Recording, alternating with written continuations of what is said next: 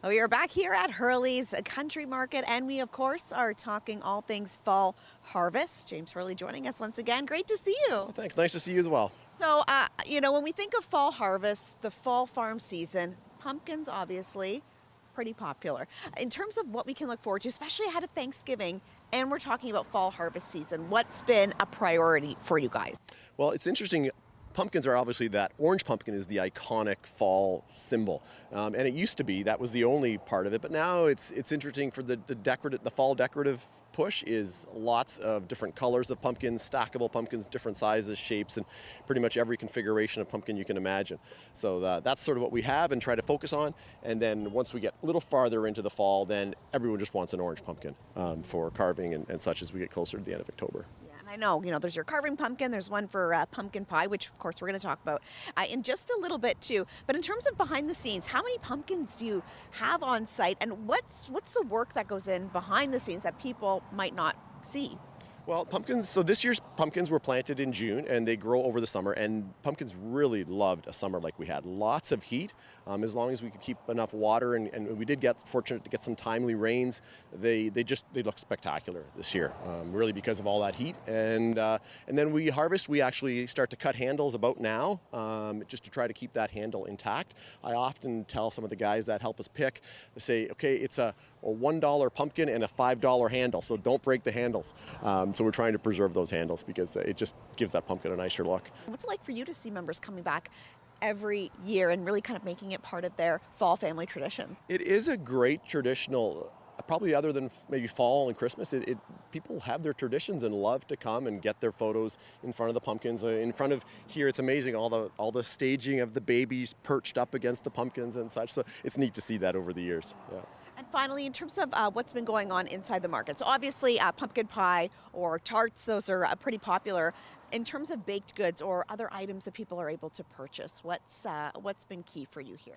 So as I say, we're really rolling into the fall menu in the bakery, and lots of pumpkin everything. Pumpkin muffins, pumpkin tarts. There's whoopie pies, which are like a muffin or a cookie type with some cream cheese icing sandwiched in between. It's spectacular.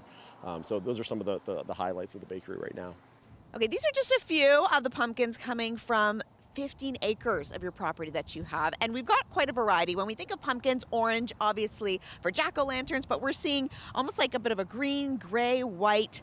What is the difference between these pumpkins? Like, how do we get, say, an orange one and a white one? So the seed breeders have worked diligently at creating different types and colors, and they're really the geniuses behind it.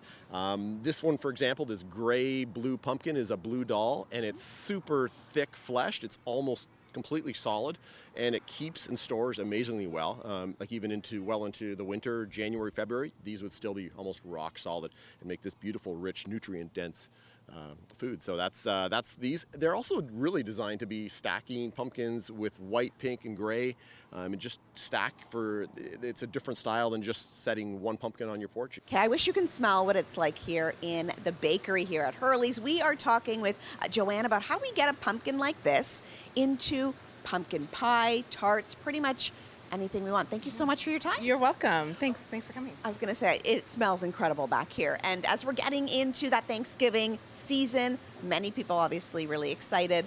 So what do we do in terms of using a pumpkin like this? Can you talk a bit about why we use one like this, not maybe like a larger one that's used for a jack-o'-lantern, and then what we do? Yeah. Well, first of all, this is a nice size to work with. But secondly, it's a little bit drier than typically the large pumpkins are, so it's a nice consistency for using for baking, and it's a nice intense flavor. So that's why you can use a big pumpkin, any size of pumpkin can make a pumpkin pie just fine, but this is what we typically use here. So we start with the pumpkin here, we cut them in half. We use our oven and roast them. You can boil them or microwave them, anything to get the flesh nice and soft. Then we empty that out. Add a bit of water, puree it nice and smooth. You can see here we have some nice puree.